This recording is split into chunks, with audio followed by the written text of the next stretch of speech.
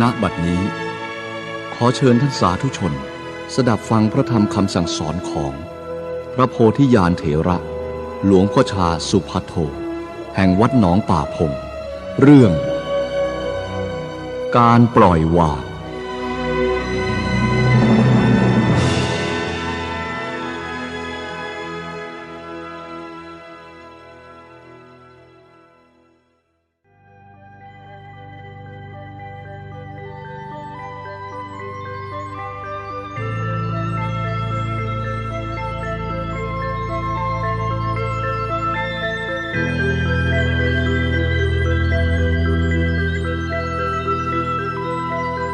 การที่เราอยู่ร่วมกันนี้จะต้องมีระเบีย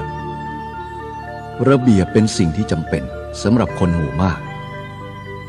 ไม่ใช่จำเป็นเฉพาะบุคคลเท่านั้นอยู่คนเดียวก็ต้องมีระเบียบอย่างพระวินัยสมัยก่อนนี้มีนิดเดียวพระสงฆ์ที่มาบวชในพระพุทธศาสนามีมากขึ้นต่างคนต่างจะทำอะไรก็มีหลายเรื่องบางคนอยากจะทำอย่างนั้นบางคนอยากจะทำอย่างนี้ก็มีกันมาเรื่อยๆเป็นเหตุให้พระพุทธเจ้าของเราตั้งข้อกติกาคือพระวินัยขึ้นมาเพื่อเป็นข้อปฏิบัติอยู่ไปนานๆก็มีคนบางคนทำเรื่องมาอีกหลายอย่าง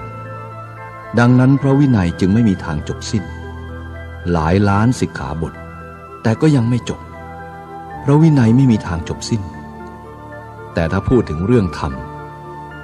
รมะเนี่ยมีทางจบก็คือการปล่อยวางเรื่องพระวินัยก็คือเอาเหตุผลกันถ้าเอาเหตุผลกันแล้วไม่จบหรอก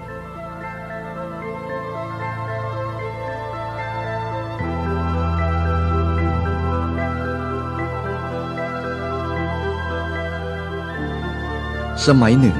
อาตมาไปบริหารพระ3 หรือ 4 องค์ไปอยู่ในป่าไฟไม่ค่อยจะมีเพราะอยู่บ้านป่าองค์หนึ่งก็ได้อ่านหนังสือธรรมะมาอ่านอยู่ที่หน้าพระประธานที่ทำวัดกันอ่านอยู่ก็ทิ้งอยู่ตรงนั้นแล้วก็หนีไปไฟไม่มีมันก็มืดพระองค์ที่มาทีหลังก็มาเหยียบหนังสือจับหนังสือขึ้นมาก็โวยวายขึ้นว่าพระองค์ไหนเนี่ยไม่มีสติ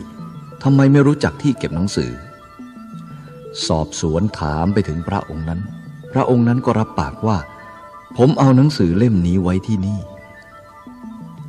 ทำไมท่านไม่รู้จักที่เก็บหนังสือ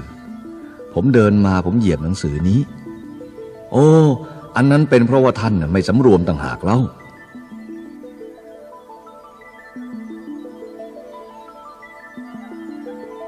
เห็นไหมมันมีเหตุผลอย่างนั้นจึงเถียงกันองค์นั้นบอกว่าเพราะท่านไม่เอาไปไว้ในที่เก็บท่านไม่รู้จักเก็บหนังสือท่านจึงไว้อย่างนี้องค์นี้ก็บอกว่าเป็นเพราะท่านไม่สำรวมท่านสำรวมแล้วคงไม่เดินเหยียบหนังสือเล่มนี้มีเหตุผลว่าอย่างนั้นมันก็เกิดเรื่องทะเลาะกันไม่จบด้วยเรื่องเหตุผล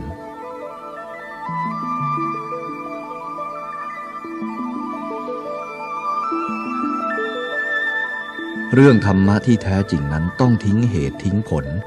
คือธรรมะมันสูงกว่านั้นธรรมะที่พระพุทธองค์ท่านตรัสรู้ระงับกิเลสทั้งหลายได้นั้นมันอยู่นอกเหตุเหนือผลไม่อยู่ในเหตุอยู่เหนือผลทุกข์มันจึงไม่มีสุขมันจึงไม่มีธรรมนั้นท่านเรียกว่าระงับเหตุระงับผลถ้าพวกใช้เหตุผลอยู่อย่างนี้เถียงกันตลอดจนตายเหมือนพระ2 องค์นั้น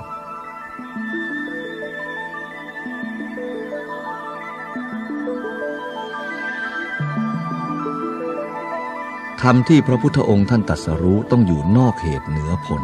นอกสุขเหนือทุกข์นอกเกิดเหนือตายธรรมนี้เป็นธรรมที่ระงับคนเราก็มาสงสัยอยู่นี่แหละผู้ชายยิ่งสงสัยมากความสงสัยในตัวสำคัญมีเหตุผลอย่างนั้นอย่างนี้มันจะตายอยู่แล้วมันไม่ใช่ธรรมของพระพุทธองค์ธรรมนั้นเป็นข้อปฏิบัติเป็นทางเดินไปเท่านั้นถ้ามัวคิดว่าเมื่อไปถึงนี้ฉันนี่สุขเหลือเกินไม่ได้ฉันนี่ทุกข์เหลือเกินไม่ได้แต่ถ้าฉันไม่มีสุขไม่มีทุกข์นี่คือมันระงับแล้วสงสัยไม่มี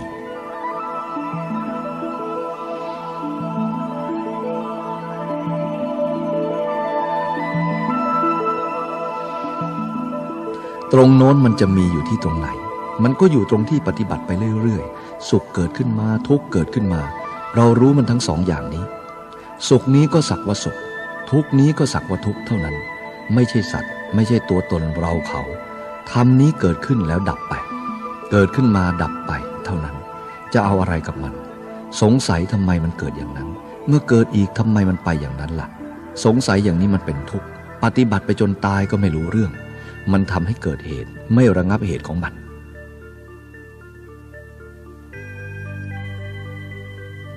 ความเป็นจริงธรรมที่พวกเราปฏิบัติอยู่ทุกวันนี้ธรรมนี้นำเราไปสู่ความสงบสงบจากอะไรจากสิ่งที่ชื่นชอบจากสิ่งที่ชอบใจจากสิ่งที่ไม่ชอบใจถ้าเราชอบสิ่งที่เราชอบใจไม่ชอบสิ่งที่เราไม่ชอบใจมันไม่หมดธรรมนี้ไม่ใช่ธรรมระงับธรรมนี้เป็นธรรมก่อทุกข์ขึ้นมาให้เข้าใจอย่างนั้นฉะนั้นเราจึงสงสัยตลอดเวลาแหมวันนี้ฉันได้มาแล้วพรุ่งนี้ทำไมหายไปแล้วมันหายไปไหนฉันนั่งเมื่อวานนี้มันสงบดีเหลือเกินวันนี้ทำไมมันวุ่นวายมันไม่สงบเพราะอะไรอย่างนี้ก็เพราะเราไม่รู้เหตุของมันครั้นปล่อยวางว่ามันเป็นของมันอยู่อย่างนี้เห็นไหมมันเป็นของมันอยู่อย่างนี้วันนี้มันสงบแล้วไม่แน่นอนหนอเราต้องเห็นโทษมันอย่างนี้สงบแล้วมันก็ไม่แน่นอนฉันไม่ยึดมั่นไว้สงบก็สงบเถอะความไม่สงบก็ไม่แน่นอนเหมือนกันฉันไม่ว่าฉันเป็นผู้ดูเท่านั้นที่สงบฉันก็รู้ว่าเรื่องมันสงบที่ไม่สงบฉันก็รู้ว่าไม่สงบแต่ว่าฉันไม่ยึดมั่นถือมั่นในเรื่องที่ว่ามันสงบหรือไม่สงบเห็นไหมเรื่องมันเป็นอยู่ของมันอย่างนั้นอย่างนี้มันก็ระงับมันก็ไม่วุ่นวายมันจะสงบฉันก็รู้ว่ามันเรื่องของมันฉันจะดูอยู่แค่นี้แหละดูเรื่องที่มันสงบมันก็ไม่แน่นอนดูเรื่องที่มันวุ่นวายมันก็ไม่แน่นอนมันแน่นอนอยู่แต่ว่ามันจะเป็นของมันอยู่อย่างนั้นเราอย่าไปเป็นกับมันเลย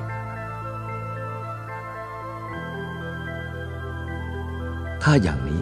มันก็สบายและสงบเพราะว่าเรารู้เรื่องมันไม่ใช่ว่าเราอยากให้เรื่องนั้นเป็นอย่างนั้นอยากให้เรื่องนี้เป็นอย่างนี้มันสงบเพราะเรารู้เรื่องว่าเป็นอย่างนั้นแล้วก็มีการปล่อยวางเราคิดดูสิว่าถ้าคนทุกคนต้องพูดให้ถูกใจฉันคนทุกคนต้องทำให้ถูกใจฉันจึงจะสงบฉันจึงจะสบาย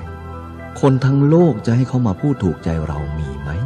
จะมาทำให้ถูกใจเราทุกคนมีไหมไม่มีเมื่อไม่มีเราก็เป็นทุกข์อยู่ตลอดเวลาถ้าเราไม่มีการปล่อยวางเราเกิดมาในชีวิตหนึ่งเราจะหาความสงบว่าคุณต้องพูดให้ถูกใจฉันคุณต้องทำให้ถูกใจฉันจึงจะสบายในชีวิตหนึ่งจะสบายได้ไหมคนเราคุณต้องพูดให้ถูกใจฉันคุณต้องทำให้ถูกใจฉันจึงจะสงบถ้าไม่อย่างนั้นฉันก็ไม่สงบคนคนนี้เกิดมาไม่รู้กี่ชีวิตก็ไม่มีความสงบเพราะคนหลายคนใครจะมาพูดให้ถูกใจเราทุกคนใครจะมาทำให้ดีทุกคนมันไม่มีหรอกอย่างนี้นี่มันเป็นธรรมะเราจะต้องศึกษาอย่างนี้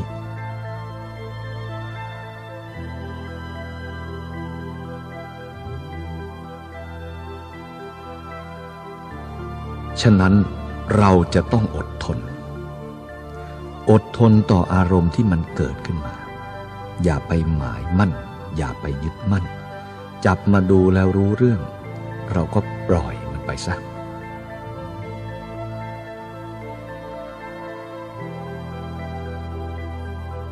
อย่างนางเตยเนี่ยเห็นไหมมันทำอย่างนั้นมันถูกใจเราไหมบางทีก็ไปในวัดแล้วก็เข้าห้องน้ำเสียฉันจะปรงสังขารเดี๋ยวนี้ฉันไม่หนีหรอกจะต้องไปรื้อส้วมเอามันออกมาต่อมามันก็ทำอีกเพราะคนมันเป็นบ้าเสียแล้วจำเป็นมันก็ต้องปล่อยไปนางเตยน่ะมันเป็นบ้าเสียแล้วเราต้องรู้เรื่องกันว่ามันเป็นบ้ามันสติไม่ดีมันเสียสติอย่าไปถือมันเลยเขาจะพูดยังไงก็รับฟังมันไปเถอะมันจะทำยังไงก็ระวังไว้มันเป็นอย่างนั้นของมันเราต้องถอยกลับมาอยู่ตรงนี้เราก็มีความสบาย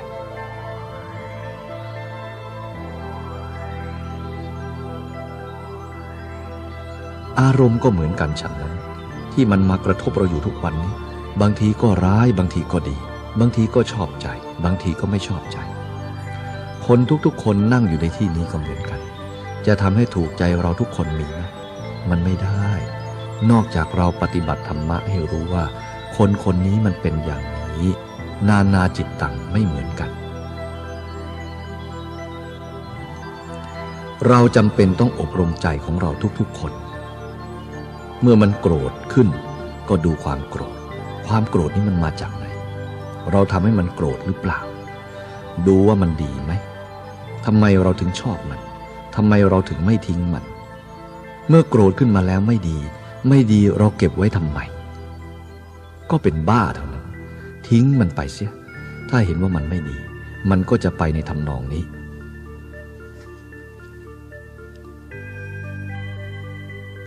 เมื่ออยู่ด้วยกันกับคนมากๆมันก็ยิ่งให้การศึกษาเรามากที่สุดให้มันวุ่นวายซะก่อนให้รู้เรื่องของความวุ่นวายซะก่อนมันจึงจะถึงความสงบอย่าหนีไปที่ไหนพระอานนท์กับพระพุทธเจ้าของเราในสมัยก่อนไปบิณฑบาตบ้านมิจฉาทิฏฐิพอไปถึงหน้าบ้านพระพุทธองค์ก็สะพายบาตรยืนเฉยท่านก็สบายเพราะท่านเข้าใจว่าเรายืนอยู่เฉยๆมันไม่บาปหรอกเขาจะให้ก็ไม่เป็นไรเขาจะไม่ให้ก็ไม่เป็นไรท่านยืนอยู่เฉยๆพระอานนท์เดินย่ำเท้าไปมาอายเขาคิดว่าพระพุทธองค์เนี่ยอยู่ทำไมถ้าเขาไล่ก็น่าจะหนีไปเขาไม่ให้ก็ยังทนอยู่ไม่ก่อประโยชน์อะไรเลยพระพุทธองค์ก็เฉยจนกว่าสุดวิสัยแล้วก็ไปบางทีเขาก็ให้ในฐานะที่ไม่เคารพพระพุทธเจ้าก็เอาเขาให้พระพุทธเจ้าก็เอาท่านไม่หนีไปไหนไม่เหมือนพระอานนท์พอกลับมาถึงอาราม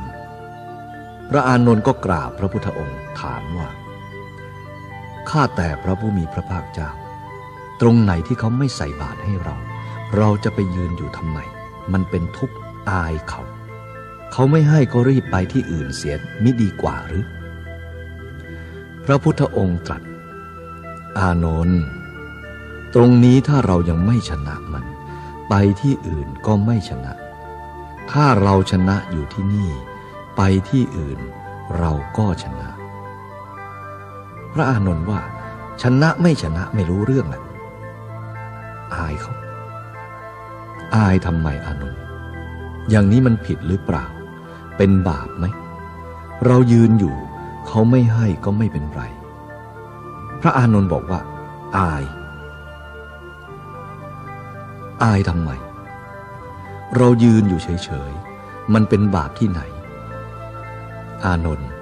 เราจะต้องทำอยู่อย่างนี้ถ้าเราชนะมันตรงนี้ไปที่ไหนมันก็ชนะแต่ถ้าเขาไม่ให้เราก็ไปที่โน้นถ้าไปที่โน้นแล้วเขาไม่ให้เราจะไปไหนอานนท์ไปอีกไปบ้านโน้นอีกถ้าหากบ้านโน้นเขาก็ไม่ให้เราจะไปตรงไหนก็ไปตรงโน้นอีกเลยไม่มีที่หยุดเลยอานนท์ถ้าเราไม่ชนะตรงนี้ไปข้างหน้ามันก็ไม่ชนะถ้าเราชนะอยู่ที่นี่แห่งเดียวไปที่อื่นมันก็ชนะทั้งนั้นอานนท์เข้าใจผิดแล้วไม่ต้องอายสิ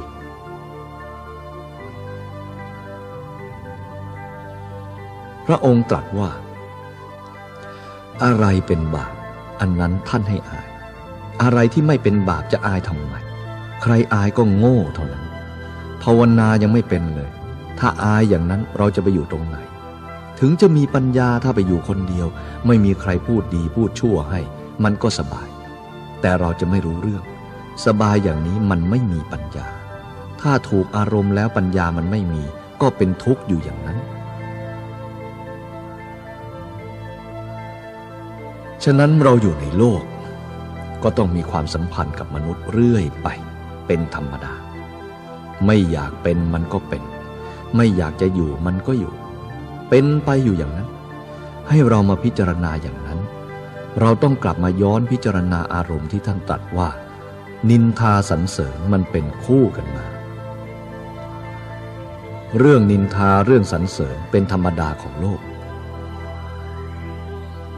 ถ้าไม่ดีเขาก็นินทาถ้าดีเขาก็สรรเสริญพระพุทธองค์ท่านไม่เห็นแก่นินทาไม่เห็นแก่สรรเสริญจงเรียนสรรเสริญให้มันรู้จักจงมาเรียนนินทาให้มันรู้จักให้รู้จักสรรเสริญกับนินทาสรรเสริญนินทามันก็มีผลมีเหตุเท่ากันนินทาเราก็ไม่ชอบนี่เป็นเรื่องธรรมดาของโลกถ้าสรรเสริญเราชอบสิ่งที่เราชอบมันพาให้เราทุกข์มีไหมเช่นว่าเรามีเพชรสักเม็ดหนึ่งเราชอบมากชอบกว่าก้อนหินธรรมดาเอาวางไว้ถ้ามีขโมยมาหยิบเอาก้อนเพชรไปเราจะเป็นยังไงนั่นมันของดีมันหายทำให้เราเป็นทุกข์ได้เหมือนกัน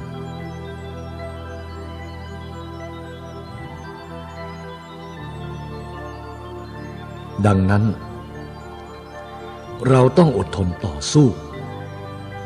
ให้เรามีสติคุ้มครองจิตของเราสติคือความระลึกได้สัมปชัญญะคือความรู้ตัวอันนี้ช่วยประคับประคองดวงใจของเราให้อยู่กับธรรมะสติระลึกได้ว่าบัดนี้เราจะจับไม้เท้าเมื่อเราจับไม้เท้าอยู่ก็รู้ว่าเราจับไม้เท้านี่เป็นสัมปชัญญะถ้าเรารู้อยู่ในขณะนี้ขณะเมื่อเราจะทำหรือเมื่อเราทำอยู่ก็รู้ตามความจริงของมันอยู่อย่างนั้นอันนี้แหละที่จะช่วยประคับประคองใจของเราให้รู้ธรรมะที่แท้จริง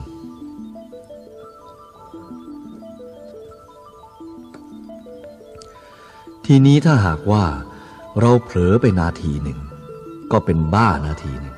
เราไม่มีสติ2 นาทีเราก็เป็นบ้า2 นาทีถ้าไม่มีสติครึ่งวันเราก็เป็นบ้าอยู่ครึ่งวันเป็นอย่างนี้สตินี้คือความระลึกได้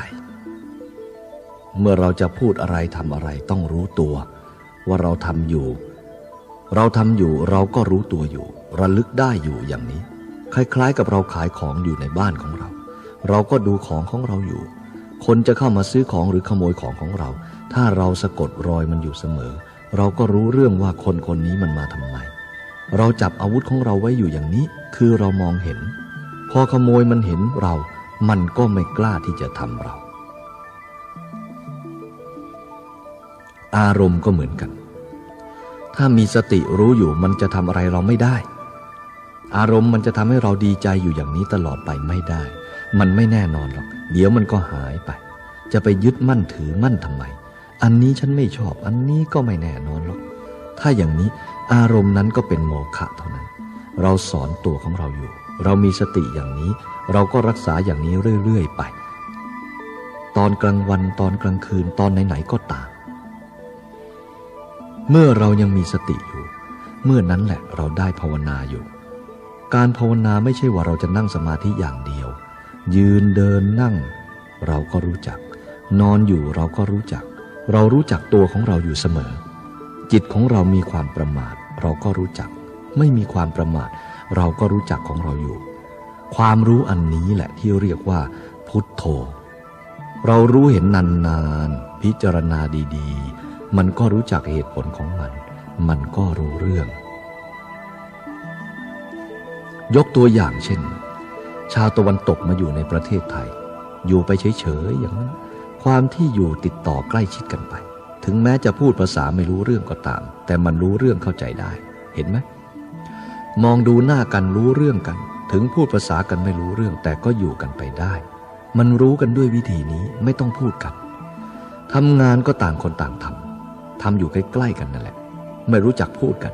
มันก็ยังรู้เรื่องกันอยู่ด้วยกันได้รู้ได้โดยอากัปกิริยาที่ว่ารักกันหรือชอบกันอะไรมันก็รู้ของมันอยู่อย่างนี้เป็นอย่างนั้นเหมือนกันกับแมวกับสุนัขมันไม่รู้ภาษาแต่ว่ามันก็รู้จักรักเจ้าของเหมือนกัน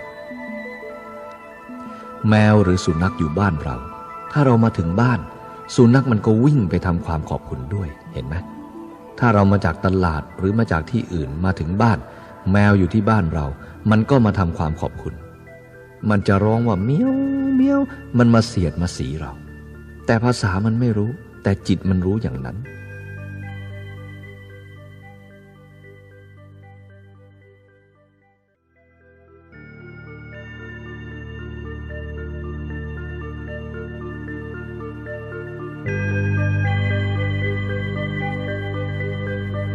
อันนี้เราก็อยู่ไปกันได้อย่างนั้นเราต้องให้เข้าใจกันอย่างนั้นเราปฏิบัติธรรมะบ่อยๆจิตมันก็คุ้นเคยกับธรรมะเช่นว่าความโกรธเกิดขึ้นมามันเป็นทุกข์พระท่านว่ามันเป็นทุกข์มาแล้วชอบทุกข์ไหมไม่ชอบไม่ชอบและเอาไว้ทำไมถ้าไม่ชอบจะยึดเอาไว้ทำไมทิ้งมันไปสิ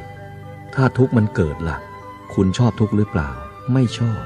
เมื่อไม่ชอบทุกข์แล้วยึดไว้ทำไมก็ทิ้งมันไปเสียสิท่านก็สอนทุกวันทุกวันก็รู้เข้าไปรู้เข้าไปทุกข์มันเกิดขึ้นมาครั้งหนึ่งเราก็รู้คำสอนครั้งหนึ่งทุกข์เราก็ไม่ชอบทุกข์แต่เราไปยึดไว้ทำไมสอนอยู่เรื่อยๆบางทีก็เห็นชัดก็ค่อยๆวางไปก็เป็นเรื่องธรรมดาอย่างเก่า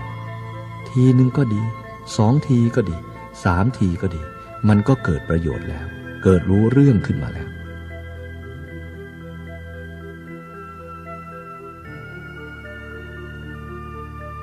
เมื่อมันเกิดมา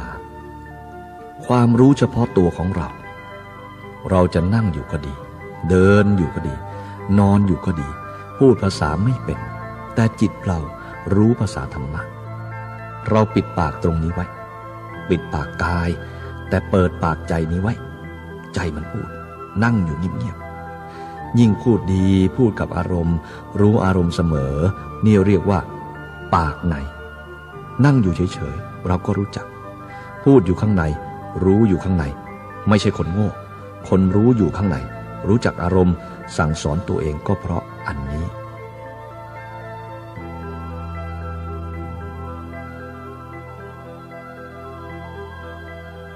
ชีวิตของเรานี้มันแก่ทุกวันเกิดมามีการยกเว้นไม่แก่บ้างไหมวันคืนของเราเนี่ยตอนเช้าตอนเที่ยงตอนเย็นตอนค่ำมันยกเว้นอายุของเราไหมวันนี้มันก็ให้แก่พรุ่งนี้มันก็ให้แก่นอนหลับอยู่มันก็ให้แก่ตื่นอยู่ก็ให้โตขึ้นตามเรื่องของมันเรียกว่าปฏิปทาของมันสม่ำเสมอเหลือเกินเราจะนอนอยู่มันก็ทำงานของมันอยู่เราจะเดินมันก็ทำงานคือความโตของเรานี่แหละกลางวันมันก็โตกลางคืนมันก็โตจะนั่งอยู่จะนอนอยู่มันมีความโตของมันอยู่เพราะมันชีวิตประจำวันมันเปลี่ยนแปลงอยู่เสมอร่างกายของเรามันได้อาหารมันก็เปลี่ยนไปเรื่อยๆนี่เรียกว่าปฏิปทาของมันจึงทำให้เราโตจนไม่รู้สึกดูเหมือนกับไม่ได้ทำอะไรเลยมันก็โตของมันเองแต่สิ่งที่เราทำก็คือเรากินอาหารกินข้าวดื่มน้ำนั่นเป็นเรื่องของเราเรื่องร่างกายมันจะโตจะอ้วนมันก็เป็นของมันเราก็ทำงานของเราสังขารก็ทำงานของสังขารมันไม่พลิกแพลงอะไรนี่ปฏิปทามันติดต่อกันอยู่เสมอ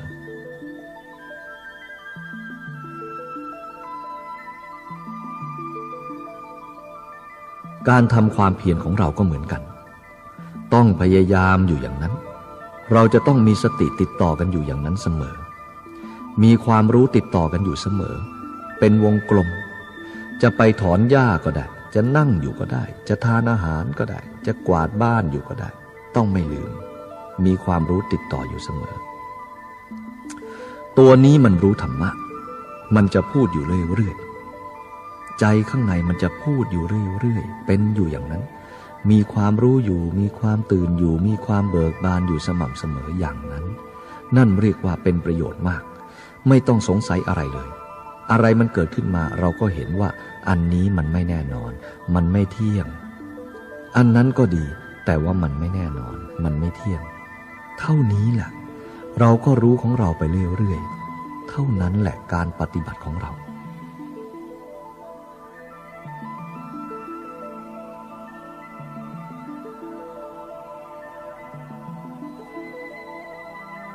มีคนถามว่าการทำภาวนาเนี่ยต้องอธิษฐานหรือไม่จะทำเวลานานเท่าไหร่5หรือว่า10 นาทีอาตมาเลยบอกว่าไม่แน่นอนบางทีอธิษฐานว่าฉันจะนั่ง3 ชั่วโมงนั่งไปได้10 นาทีก็เดือดร้อนแล้วไม่ถึงชั่วโมงก็หนีไปแล้วเมื่อหนีไปแล้วก็มานั่งคิดว่าแหมเรานี้พูดโกหกตัวเราเองเอาแต่โทษตัวเองอยู่ไม่สบายใจ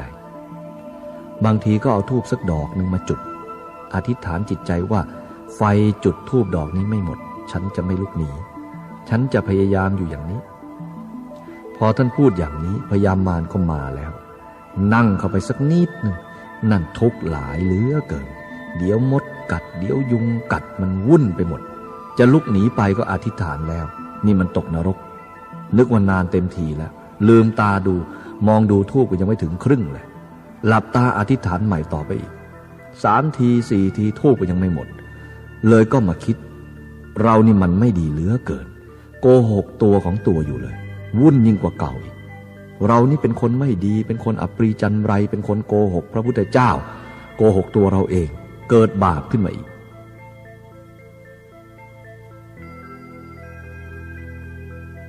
อาตมาเห็นว่าต้องพยายามทำไปเรื่อยๆพอสมควรที่จะเลิกก็เลิกเหมือนกันกับเราทานข้าวเราอธิษฐานมันเมื่อไหร่ทานไปมันจวนจะอิ่มจะพอเราก็เลิกเมื่อนั้นกินมากไปก็อาเจียนออกเท่านั้นแหละให้มันพอดีอย่างนั้น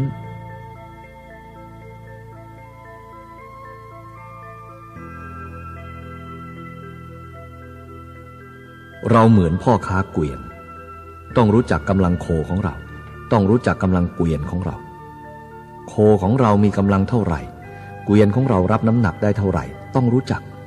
ต้องเอาตามกำลังโคต้องเอาตามกำลังเกวียนของเราอย่าเอาตามความอยากของเราสิเรามีเกวียนเล่มเดียวอยากจะบรรทุกหนักให้ขนาดรถ10 ล้อมันก็พังเท่านั้นก็ตายเนี่ยสิมันต้องค่อยๆไปค่อยๆทำอย่างนี้ให้รู้จักของเราปฏิปทาเราทำไปเรื่อยๆแล้วก็สบายมันวุ่นวายก็ตั้งใหม่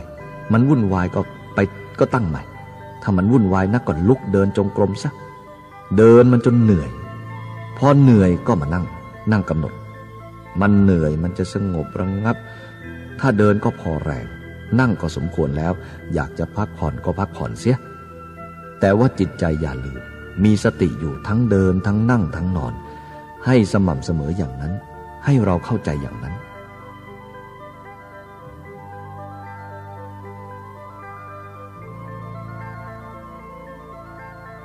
การประพฤติปฏิบัติธรรมต้องไม่ย่อหย่อนจะต้องทำความพยายามอย่างนั้นความอยากจะเร็วของเราเนี่ยอันนี้ไม่ใช่ธรรมะมันเป็นความอยากของเราใจอยากจะเร็วที่สุดแต่มันทำไม่ได้ธรรมชาติเป็นอยู่อย่างนั้นเราก็กำหนดจิตปฏิบัติตามธรรมชาติของมันอย่างนั้นอยากจะให้มันเร็วที่สุดนั้นไม่ใช่ธรรมมันคือความอยากของเราเราจะทำตามความอยากของเรานั้นไม่จบ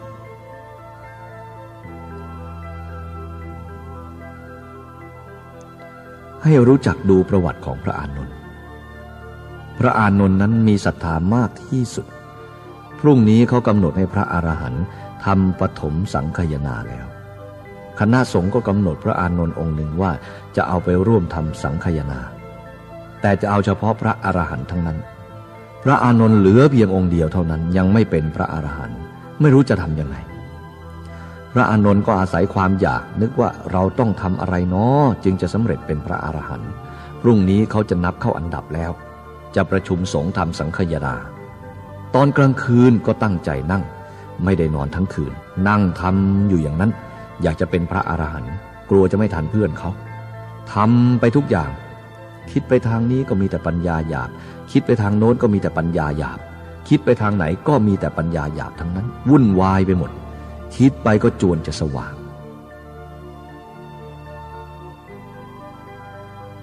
เรานี้แย่เราจะทำอย่างไรน้อเพื่อนสหธรรมิกทั้งหลายจะทำสังฆายนาแล้วเรายังเป็นปุถุชนจะทำอย่างไรน้อธรรมที่พระพุทธองค์ท่านแสดงไว้เราพิจารณาทุกอย่างไม่ขัดข้องแต่เรายังตัดกิเลสไม่ได้ยังไม่เป็นพระอริยเจ้าทำอย่างไรน้อเลยคิดว่าเราก็ทำความเพียรมาตั้งแต่ย่ำค่ำจนถึงบัดนี้หรือมันจะเหนื่อยไปมากกระมังคิดว่าควรจะพักผ่อนสักพักหนึ่งเลยเอาหมอนมาจะพักผ่อนเมื่อจะพักผ่อนก็ปล่อยวางทอดธุระหมดเท่านั้นศีรษะยังไม่ทันถึงหมอนเลยพอเท้าพ้นพื้นเท่านั้นตอนนั้นขณะจิตเดียวพอดีจิตรวมได้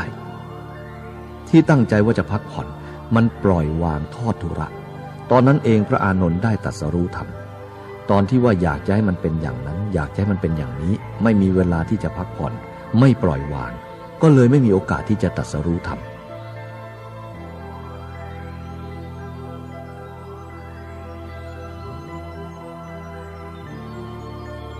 ให้เข้าใจว่าการที่ตรัสรู้ธรรมนั้นมันพร้อมกับการปล่อยวางด้วยสติด้วยปัญญาไม่ใช่ว่าเราจะเร่งให้มันเป็นอย่างนั้นแต่ด้วยเห็นว่ามันไม่ใช่อย่างนั้นพอพักผ่อนพอวางเข้าปุ๊บตรงนั้นไม่มีอะไรเข้ามายุ่งไม่มีความอยากเข้ามายุ่งเลยสงบตรงนั้นเลยพอจิตตอนนั้นรวมดีก็เป็นโอกาสพบตรงนั้นพระอานนท์เกือบจะไม่รู้ตัวว่ามันเป็นอย่างนั้นเท่านั้นที่พระอานนท์อยากจะตรัสรู้ให้มันเป็นอย่างนี้ไม่ได้นี่คือความอยากแต่พอรู้จักวาง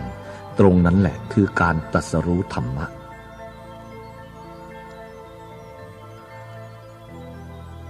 คนไม่รู้จักมันก็ทำยาก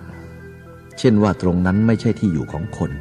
ความวิตกของปุถุชนจะไปวิตกตรงนั้นก็ไม่ได้เช่นว่านี่พื้นนั่นหลังคาตรงนี้ระหว่างหลังคากับพื้นไม่มีอะไรเห็นไหมตรงนี้ไม่มีภพคือหลังคากับพื้นระยะกลางนี้เรียกว่าไม่มีภพถ้าคนจะอยู่ก็ต้องอยู่ข้างล่างหรือข้างบนตรงนี้ไม่มีคนที่จะอยู่ไม่มีใครที่จะอยู่เพราะว่ามันไม่มีภพตรงนี้คนไม่สนใจการปล่อยวางอย่างนี้คนไม่สนใจว่าการปล่อยวางมันจะเกิดอะไรไหมเมื่อขึ้นไปถึงนู้นเป็นภพที่เคยอยู่ลงมาทางนี้ก็เป็นภพที่เคยอยู่ขึ้นไปข้างบนนี้หน่อยก็สุขสบายหล่นลงมาตูมก็เจ็บแล้วเป็นทุกข์มีแต่ทุกข์กับสุขแต่ที่มันจะวางให้เป็นปกติไม่มีเพราะว่าที่ไม่มีภพนั้นคนไม่สนใจ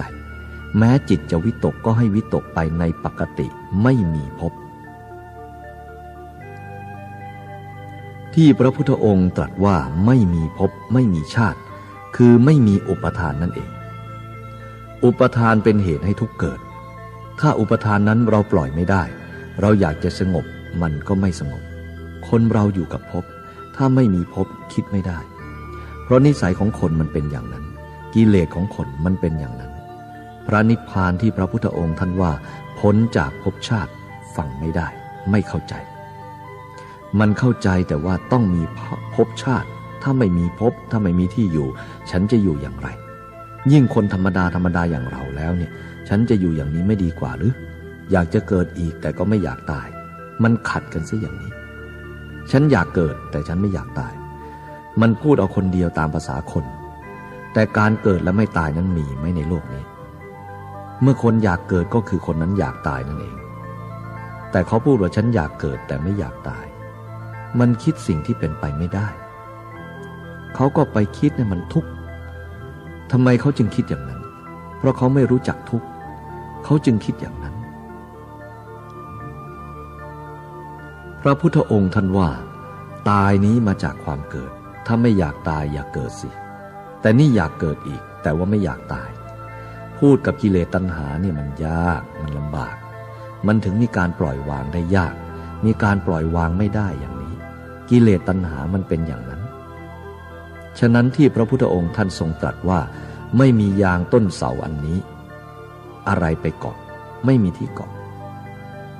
จึงไม่มีภพไม่มีชาติถ้าพูดถึงว่าเราไม่มีภพมีชาติเราฟังไม่ได้จนกระทั่งท่านย้ำเข้าไปถึงตัวตนนี้ว่าไม่มีตัวมีตนตัวตนนั้นเป็นเรื่องสมมุติทั้งนั้นมันจริงอยู่มันก็จริงโดยสมมุติถ้าพูดถึงวิมุตติตัวตนก็ไม่มีเป็นธรรมธาตุอันหนึ่งเกิดขึ้นมาเพราะเหตุเพราะปัจจัยเกิดขึ้นมาเท่านั้นเราก็ไปสมมุติว่ามันเป็นตัวเป็นตนเกิดขึ้นมาเมื่อเป็นสมมุติเป็นตัวเป็นตนก็ยึดตัวตนนั้นไว้เลยเป็นคนมีตนถ้ามีตนก็มีของตนถ้าไม่มีตนของตนก็ไม่มีถ้ามีตนมันก็มีสุขมีทุกข์ถ้ามีตนมันก็มีของตนพร้อมกันขึ้นมาเลยเราไม่รู้เรื่องอย่างนั้นฉะนั้นคนเราจึงไปคิดว่าอยากเกิดแต่ไม่อยากตาย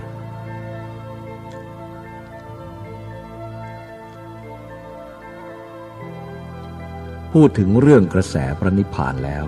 ถ้าไม่รู้ปัจจัตตังแล้วก็ไม่มีใครที่จะปรารถนาอะไรถึงพระนิพพานนี้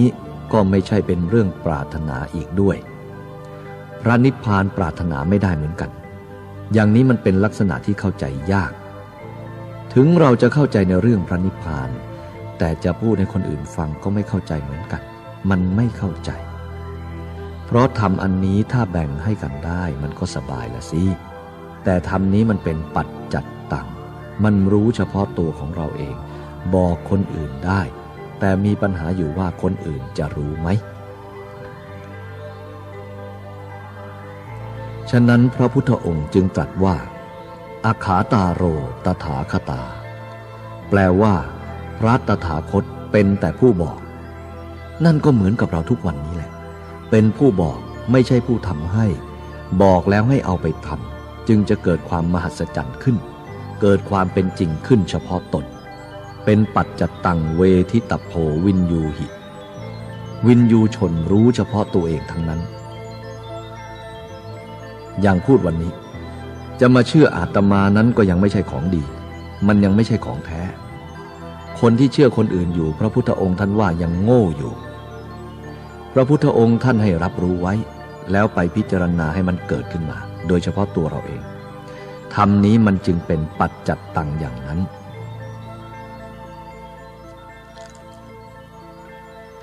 ทีนี้ในเรื่องการฟังธรรมก็ให้ทำความเข้าใจว่าต้องไม่ปฏิเสธรับฟังไม่เชื่อก็พิจารณาดูไม่เชื่อก็ไม่ว่าเชื่อก็ไม่ว่าวางไว้ก่อนเราจะรู้โดยให้เกิดปัญญาอะไรทุกอย่างถ้าไม่มีเหตุผลเพียงพอในใจของเราเองก็ยังไม่ปล่อยวางคือว่ามีสองข้างนี่ข้างหนึ่งนี่ก็อีกข้างหนึ่งคนเรานั้นจะแอบเดินมาข้างนี้หรือแอบเดินไปข้างนั้นที่เดินไปกลางๆไม่ค่อยเดินหรอกมันเป็นทางเปลี่ยวเดี๋ยวรักก็ไปทางรักพอชังก็ไปทางชังจะปล่อยการรักการชังนี้ไปมันเป็นทางเปลี่ยวมันไม่ยอมไป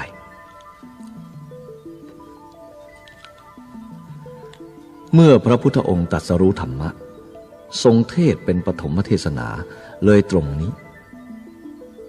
ทางหนึ่งเป็นทางสุขของกามทางหนึ่งเป็นทางทุกข์ทรมานตน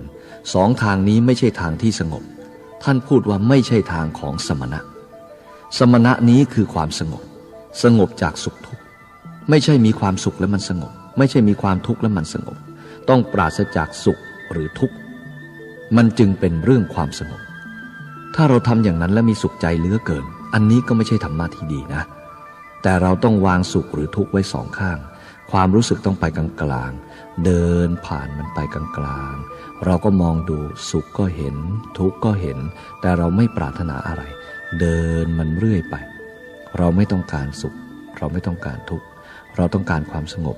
จิตใจของเราไม่ต้องแวะไปหาความสุขไม่ต้องแวะไปหาความทุกข์ก็เดินมันไปเรื่อยเป็นสัมมาปฏิปทา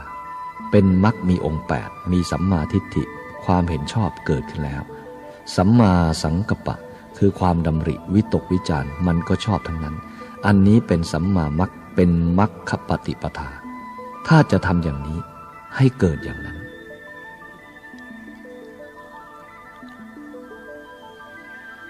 ทีนี้เราได้ฟังเราก็ไปคิดดูธรรมะทั้งหมดนี้ท่านต้องการให้ปล่อยวางปล่อยวางจะเกิดขึ้นมานั้นต้องรู้ความเป็นจริงถึงจะปล่อยวางได้ถ้าความรู้ไม่เกิดก็ต้องมีการอดทนมีการพยายามมีการปฏิบัติธรรมอยู่มันต้องใช้ทุนอยู่เสมอทีเดียวเรียกว่าต้องปฏิบัติธรรมแต่เมื่อมันรู้เห็นหมดแล้วธรรมะก็ไม่ได้แบกเอาไปด้วยอย่างเลื่อยคันนี้เขาจะเอาไปตัดไม้เมื่อเขาตัดไม้หมดแล้วอะไรก็หมดแล้วเลื่อยก็เอาวางไว้เลยไม่ต้องไปใช้อีกเลื่อยคือธรรมะธรรมะต้องเอาไปปฏิบัติเพื่อให้บรรลุมรรคผลถ้าหากว่ามันเสร็จแล้วธรรมะที่อยู่ก็วางไว้เหมือนเลื่อยที่เขาตัดไม้ท่อนนี้ก็ตัดท่อนนี้ก็ตัดเสร็จแล้วก็วางไว้ที่นี่อย่างนั้นเลื่อยก็ต้องเป็นเลื่อยไม้ก็ต้องเป็นไม้นี่เรียกว่าถึงหยุดแล้วถึงจุดของมันที่สำคัญแล้วสิ้นการตัดไม้ไม่ต้องตัดไม้ตัดพอแล้วเอาเลื่อยวางไว้การประพฤติปฏิบัติต้องอาศัยธรรมะถ้าหากว่าพอแล้วไม่ต้องเพิ่มมันไม่ต้องถอนมันไม่ต้องทำอะไรปล่อยวางอยู่อย่างนั้นเป็นไปตามธรรมชาติอันนั้นถ้าไปยึดมั่นหมายมั่นสงสัยอันนี้เป็นอย่างนั้นมันอยู่ไกลเหลือเกินอยู่ไกลมากทีเดียวยังเป็นเด็กๆอยู่ยังเป็นเด็กอมมืออยู่นั่นแหละทำอะไรไม่ถูกอยู่นั่น ไม่เอาแล้วอย่างนั้นมันเป็นทุกข์ต้องดูออกจากจิตใจของเราดูมันปล่อยมันดูว่าอะไรมันเกิดขึ้นก็รู้ว่าอันนี้ไม่แน่อันนี้เกิดไม่จริงอันนี้มันปลอมความจริงมันก็อยู่อย่างนั้นที่เราอยากให้อันนั้นเป็นอันนี้อันนี้เป็นอันนั้นนั่นไม่ใช่ทางมันเป็นอยู่อย่างนั้นก็วางมันเสียความสงบเกิดขึ้นได้เราข้ามไปข้ามมามันไม่รู้เรื่องก็เป็นทุกข์ตลอดเวลาหายสงสัยเสียอย่าไปสงสัยมันเลิกมันเถอะอย่าไปเป็นทุกข์หลายพอแล้วปล่อยวางมันเสีย